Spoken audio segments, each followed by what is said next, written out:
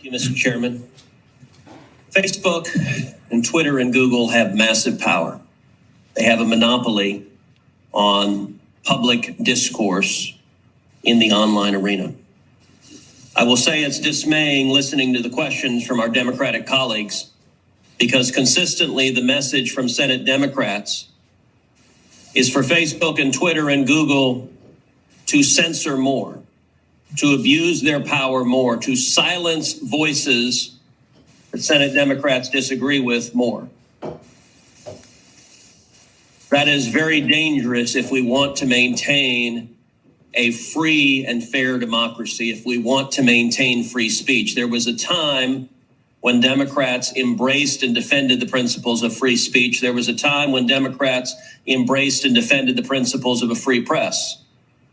And yet there's an absolute silence from Democrats speaking up for the press outlets censored by big tech. There's an absolute silence for Democrats speaking out for the citizens silenced by big tech. Instead, there is a demand, use even more power to silence dissent. And that's a totalitarian instinct that I think is very dangerous. At the same time that big tech exercises massive power, it also enjoys massive corporate welfare through the effect of Section 230, a special immunity from liability that nobody else gets. Congress has given big tech, in effect, a subsidy while they become some of the wealthiest corporations on the face of the planet. Mr. Dorsey, I want to focus primarily on Twitter and ask you initially, is Twitter a publisher? Is Twitter a publisher? Yes. No, we are not. We distribute information. So what is a publisher?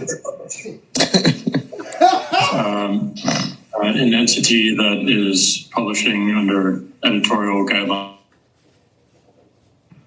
Well, your answer happens to be contrary to the text of federal statute, particular Section 230, which defines an information content provider as any person or entity that is responsible in whole or in part for the creation or development of information provided through the internet or any other interactive computer service. Let me ask you, was Twitter being a publisher when it censored the New York Post?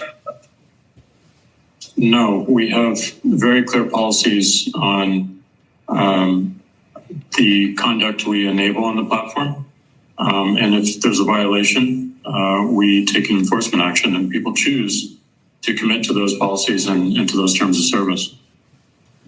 Except your policies are applied in a partisan and selective manner. You claim it was hacked materials, and yet you didn't block the distribution of the New York Times story that alleged to talk about President Trump's tax returns, even though a federal statute makes it a crime to distribute someone's tax returns without their consent. You didn't block any of that discussion, did you? Our policy was focused on distribution of the actual hacked materials. Did you block the discussion of the president's tax return material? And in the New York Times case, we interpreted it as reporting about the hacked materials. Did you block Edward Snowden when he illegally released material? I don't have the answer to that. The answer is no. You haven't used this in a selective manner. Let me ask you, were you being a publisher when you forced Politico, another journalistic outlet, to take down their tweets on a topic that you had deemed impermissible? No, we were enforcing our policy and our terms of service. So on October 15th, Jake Sherman, a reporter at Politico, tweeted the following. I tweeted a link to the New York Post story right after it dropped yesterday morning. I immediately reached out to the Biden campaign to see if they had any answer. I wish I'd given the story a closer read before tweeting it. Twitter suspended me. So you actually have a reporter reporting on a story, asking the other side for comment. And Twitter says, hi, Jake Sherman, your account at Jake. With this new active park assist, all you do is hold down a single button, and the vehicle does the rest. It's one of the things that I love so much about the Escape.